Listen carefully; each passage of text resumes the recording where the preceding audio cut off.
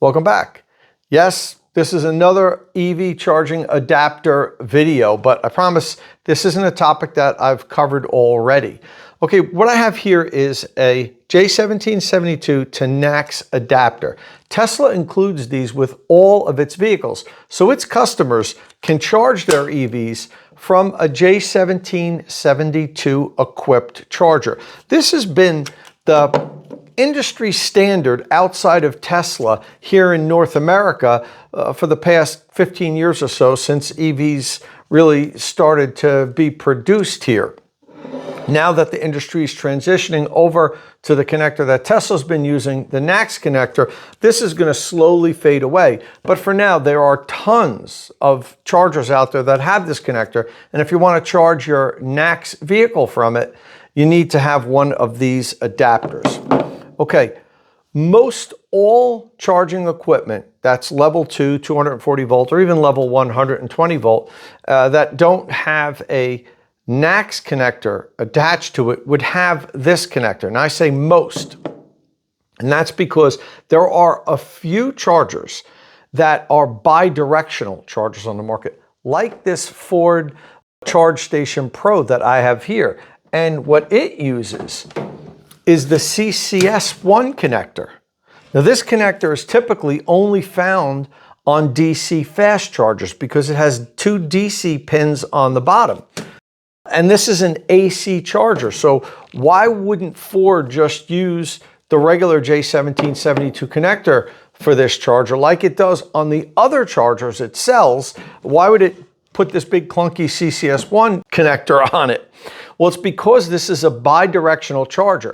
And when you charge the electric vehicles, the Ford electric vehicles, you use the top portion, which is a J1772 on the top half. But when the vehicle powers your home with the bi-directional power flow, the power comes from the truck and it uses the 2 DC pins because the power in the battery is DC. And that gets sent back to the house in DC. So this charger here, as well as the GM Energy PowerShare charger, use CCS1 connectors. So that's no problem for the vehicles that they're made for. And for pretty much any CCS1 equipped vehicle in North America, you could charge on this without a problem, even though it won't use the DC pins when it's charging the vehicle. It's only going to use the pins on the top, the AC pins. But how about if you have a NACS vehicle? Tesla's up to recently, but now a few other vehicles are starting to get launched with native NACS inlets.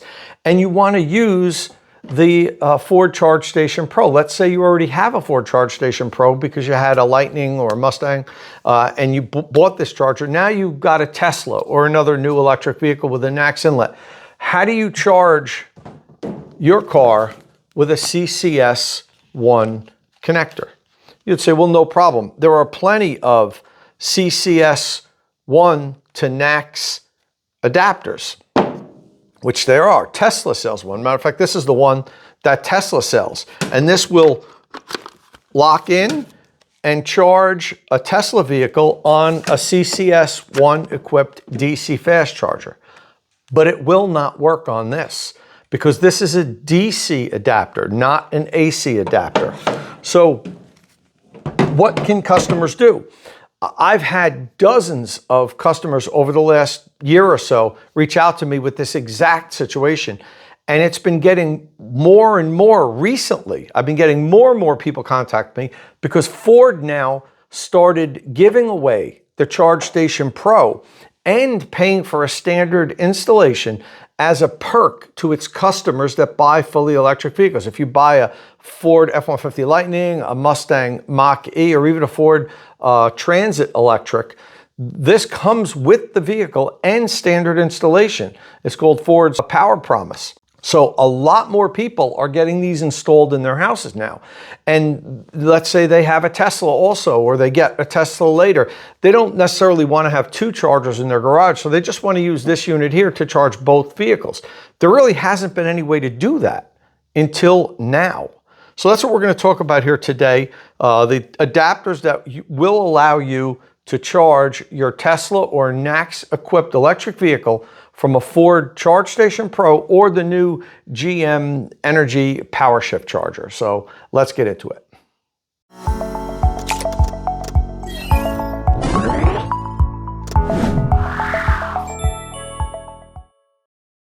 State of Charge is powered by Qmerit, North America's premier installer of electric vehicle charging equipment. After I've helped you decide which charger to buy, follow the link in the description of my videos and have Qmerit install it. And if you do follow that link, Qmerit will waive the $150 installation deposit. But this is an exclusive offer for State of Charge followers. So in order to get that offer, you must follow the link in the description of my videos.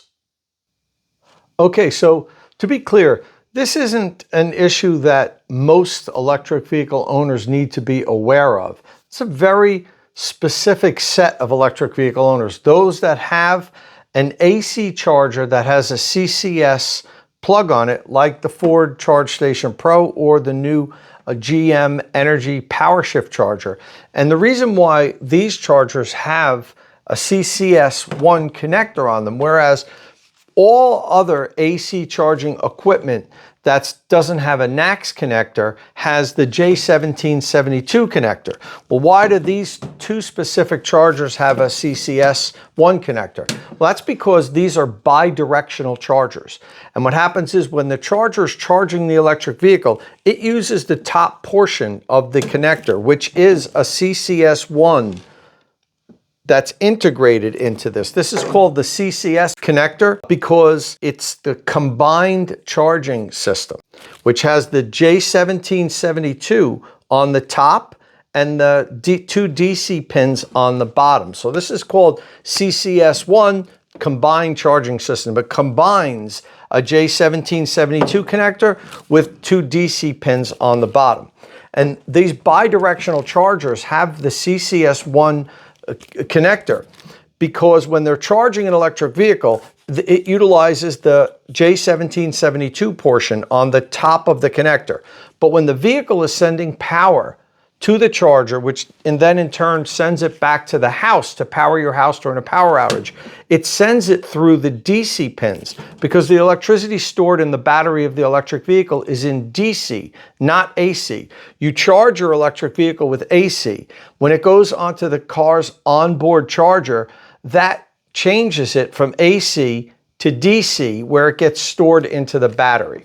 So the fact that this is an AC charger with a CCS1 connector is rare, but it's becoming less and less rare, especially now because that Ford, with its power promise, they give away a free Ford Charge Station Pro and complimentary installation with every new electric vehicle that's sold, a Lightning, a Mustang Mach-E, a Ford Transit.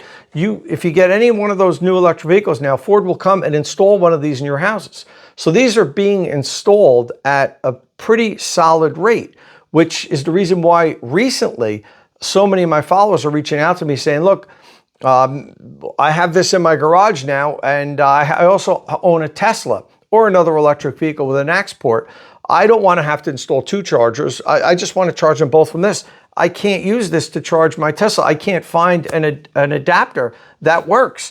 And that's because, interestingly enough, they're in between the J1772 on the top and the two DC pins. There's a thick piece of plastic, and that prevents this adapter from sliding on. It should be able to slide on because this is a J1772 on the top. So this should slide right on and work just as it works with this, just like that. But the fact is, this piece of plastic in the middle prevents it. I actually know some people that have used like a multi-tool and cut through that plastic so this will slide on. I don't recommend you doing that. I never recommend anybody modifying an adapter, but it actually could work if you do that.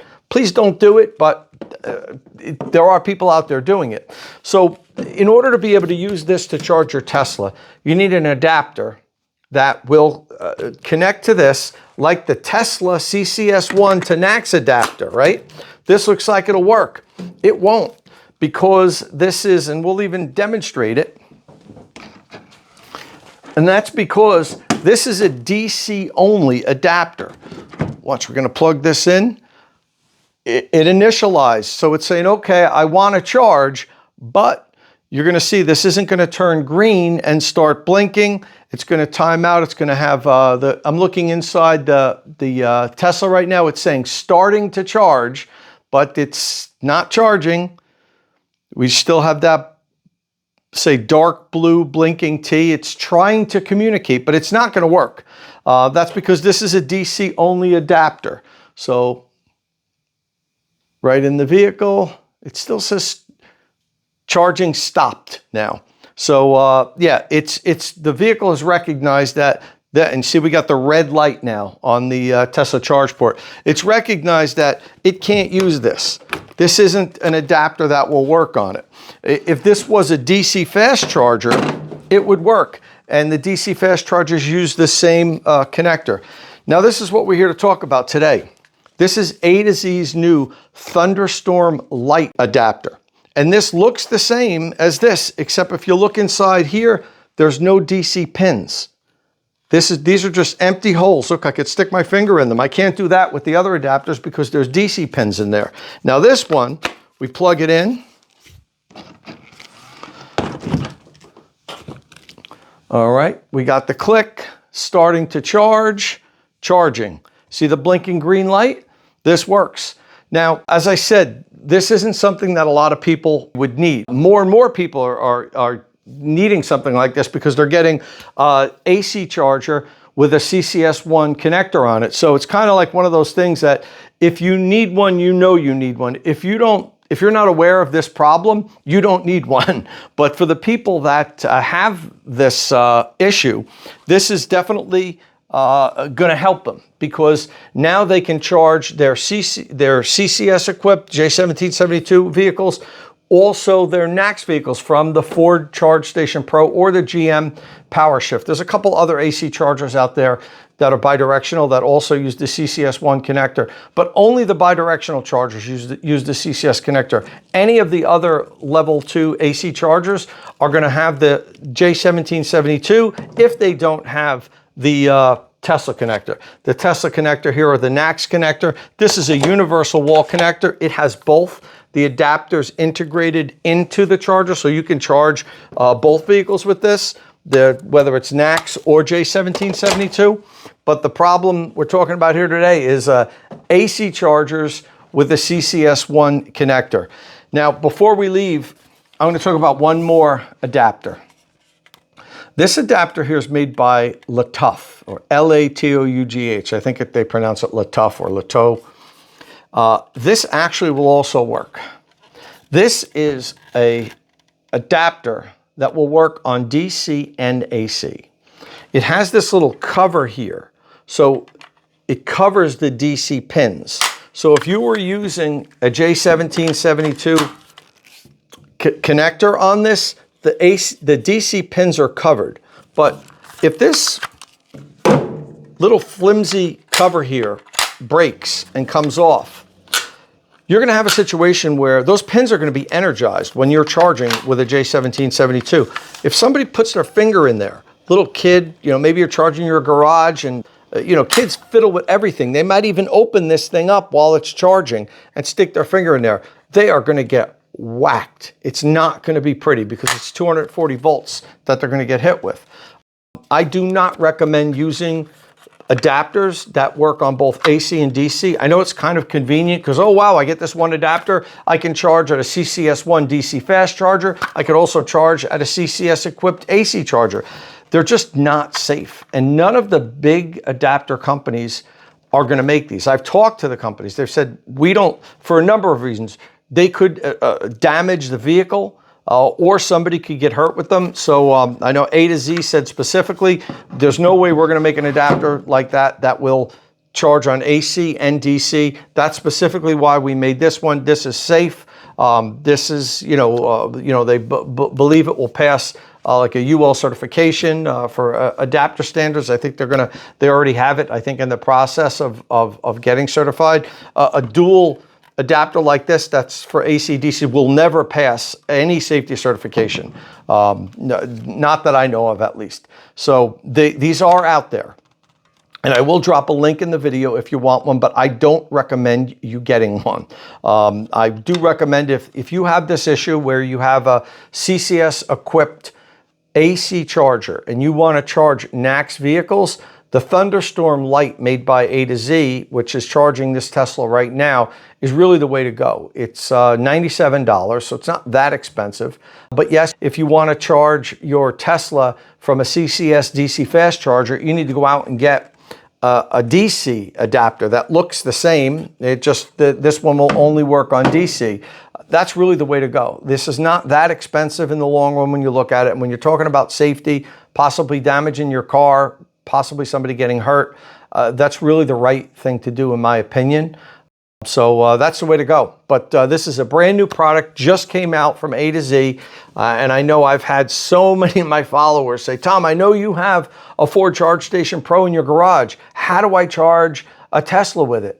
You know, we have the wife's getting a new Model Y, or even another vehicle that has a new NACS port. And I don't want to install two chargers, and I don't want to swap it out. I like that unit. It's a bidirectional 80 amp charger. Maybe they use it with the Ford Lightning for bidirectional power to the house. This is what you get right here. The new Thunderstorm Lite plug by A to Z, of course, $97. That's the way to go. All right, well, that's all I have here today on my latest adapter video. This is a specific video for a specific use case, but there's actually a lot of people out there that actually have this situation and need to get an AC adapter that'll work on a CCS1 connector. There it is, Thunderstorm Lite from A to Z. Listen, if this is your first time here at State of Charge, please hit that subscribe button and ring the notification bell so you don't miss any upcoming electric vehicle news and reviews. And as always, thank you for watching.